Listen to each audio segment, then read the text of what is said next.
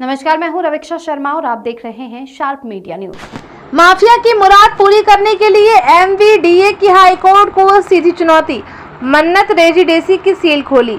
जिस सरकारी जमीन को माफिया के कब्जे से मुक्त कराने के लिए सत्ताधारी दल भाजपा के ही एक पार्षद ने इलाहाबाद हाई कोर्ट में जनहित याचिका पीआईएल दाखिल की हुई है। उससे जुड़े हाउसिंग प्रोजेक्ट मन्नत रेजिडेंसी की बीती 22 मई को मथुरा वृंदावन विकास प्राधिकरण एमवीडीए ने न सिर्फ सील खोल दी बल्कि ये कहते हुए क्लीन चिट भी दी कि अब कोई विवाद शेष नहीं है। जबकि इलाहाबाद हाई कोर्ट में ये पीआईएल अब भी लंबित है और इसका स्टेटस हाई कोर्ट की वेबसाइट पर जाकर कोई भी चेक कर सकता है।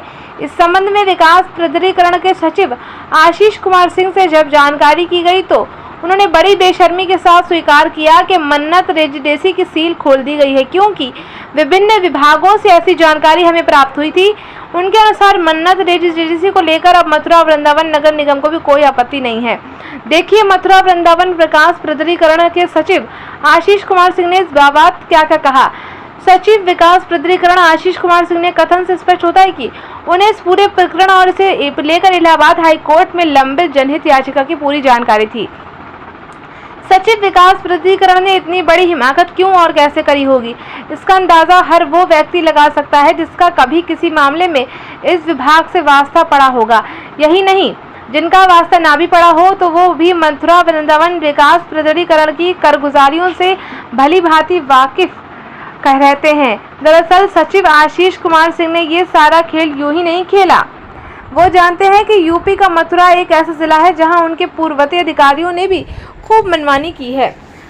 जहां तक सवाल है उनके लिए जरूरी दस्तावेजों का, तो वो खुद सचिव ने अपने हस्ताक्षरित पत्र तथा मीडिया को ऑन कैमरा दिए गए बयान से उसकी पूर्ति कर दी है। इस बार दांव उल्टा पड़ जाने की पूरी संभावना है। वो इसलिए कि याचिकाकर्ता ब्रजेश खरे ने इस मामले में अदालत की अवमानना का केस फाइल करने की पूरी तैयारी कर ली है। हो सकता है कि आशीष कुमार सिंह ने उन्हीं से प्राप्त फीडबैक के आधार पर इतना खुलकर खेलने की हिम्मत जुटा ली और इलाहाबाद हाई कोर्ट को सीधी चुनौती दे डाली। लेकिन जरूरी नहीं कि यदि पूर्ववर्तियों का दांव सीधा पड़ गया तो अब भी यथास्थिति कायम रहेगी।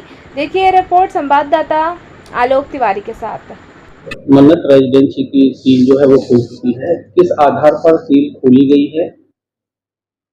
ये इस संबंध में अवगत कराना है कि जो मन्नत रेजिडेंसी की सील थी वो वाद चल रहे थे, माननीय उच्च न्यायालय में वाद चल रहा था, तो उसमें एक आया कि जो एप्लीकेशन थी वो संबंधित पक्ष ने विड्रॉ कर ली थी, तो इसका एक माननीय उच्च न्यायालय का आदेश था।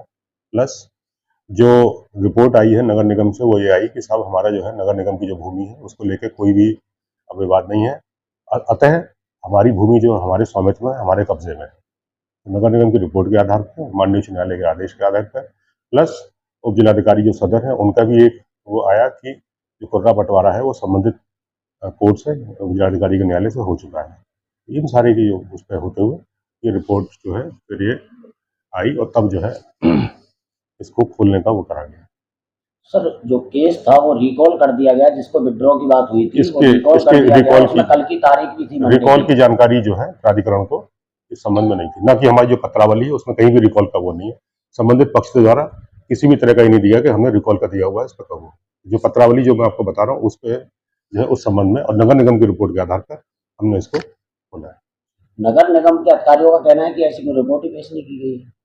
हाँ, तो हमारे नहीं, नगर निगम की रिपोर्ट तो ये आई कि स्वामित्व हमारी है और जो भूमि हमारे कब्जे में है।